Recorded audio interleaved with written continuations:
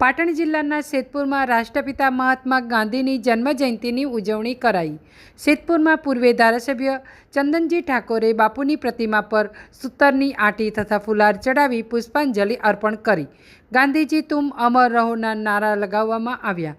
આ કાર્યક્રમમાં ઉપસ્થિત સિદ્ધપુર શહેર પ્રમુખ કોંગ્રેસના કિરણભાઈ ઠાકોર, પૂર્વે સરપંચ ખોરવાડા ગામના દીપકભાઈ અમરસિંહ ઠાકોર સહિત નાના મોટા હોદ્દેદારો તથા સેવાભાવી સંસ્થાઓ દ્વારા ગાંધીજીની પ્રતિમાને માલ્યાર્પણ કર્યું। અહેવાલ વિપુલ ભોઈ, પાટણ, સિદ્ધપુર। 2 ઓક્ટોબર એટલે ગાંધી જયંતિ અને આજે નહીં પણ વર્ષોથી એક સંયમ ગાંધી જયંતિ અને લાલ બહાદુર શાસ્ત્રી આ દેશના સુપૂતોએ આ દેશ માટે જે સરહદ દોરી છે એના ભાગરૂપે આજે લાલ બહાદુર શાસ્ત્રીની જન્મજયંતિ અને ગાંધી જયંતિનો આજે ઉજવવામાં આવી રહ્યો છે। સમગ્ર દેશ અને સમગ્ર વિશ્વના લોકો ઉજવી રહ્યા છે।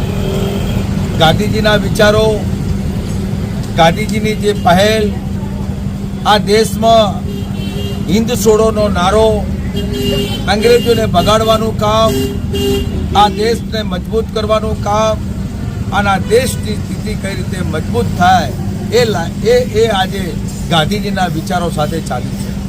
આજે દેશમાં હિંસા અહિંસાના પ્રેરણારૂપી જે બની અને ગાંધીજીએ તે દેશમાં આશ્રમો બનાવ્યા, હિંસા રોકો એના આશ્રમો બનાવ્યા, હિંસા કઈ રીતે રોકી જાય એના જે ભાવથી કીધી નીકળ્યા હતા એ ગાંધીજીએ આજે જન્મજયંતિ આજે 156 વર્ષ પૂર્ણ થયા છે અને ગાંધી જયંતિ સમગ્ર દેશ ઉજવી રહ્યો છે।